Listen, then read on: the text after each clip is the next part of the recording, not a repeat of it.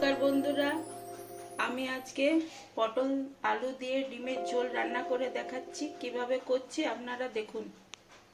দেখুন বন্ধুরা, আমি কড়াইতে তেল দিয়ে দিলাম।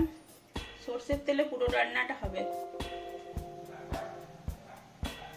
তেলের মধ্যে একটু হলুদ দিয়ে দিলাম, একটু নুন দিয়ে দিলাম। এরপরে ডিমগুলো আমি ভেজে নেবো একে একে।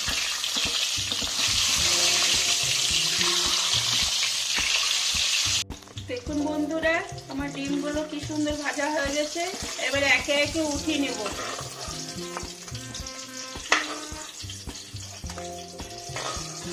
এরপর আলুগুলো ভেজে নেব।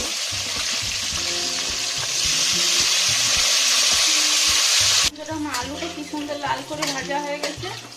এবারে তুলে নেব।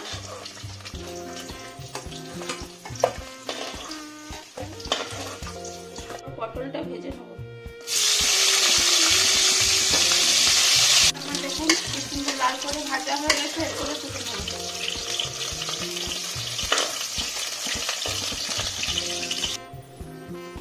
দুটো তেজপাতা দিলাম, আদা রসুন পেঁয়াজ সব কিছু বেটে রেখেছি। এবার কড়াই দিয়ে দেবো।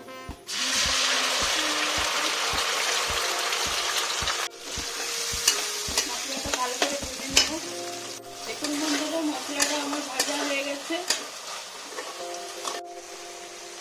কাশ্মীরি লঙ্কা গুঁড়ি দিয়ে দিলাম, একটু ধনে গুঁড়ো দিলাম, গুঁড়ো দিলাম, একটু হলুদ গুঁড়ো দিলাম, দিয়ে দিলাম। এরপর আরো ভালো করে মশলাটা কষিয়ে নেব। একটু কুচি দিয়ে দিলাম। মশলাটা আর একটু কষিয়ে নেব ভালো করে।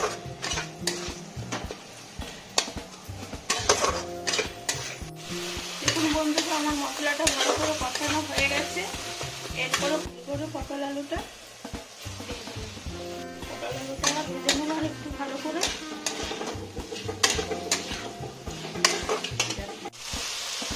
পটল আলুটা আমার ভাজা হয়ে গেছে। এরপরে জল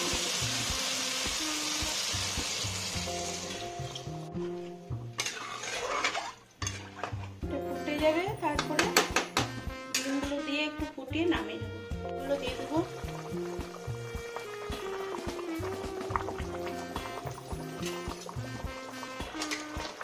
ফুটে যাবে, তারপর ডিমের ঝোলটা নামিয়ে দেবো। পটল দিয়ে আলু দিয়ে আমার ডিমের ঝোলটা তৈরি হয়ে গেছে। এবারে নামিয়ে নেব।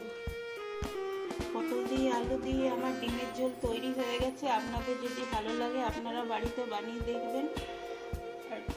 লাইক সাবস্ক্রাইব শেয়ার করবেন। Thank you.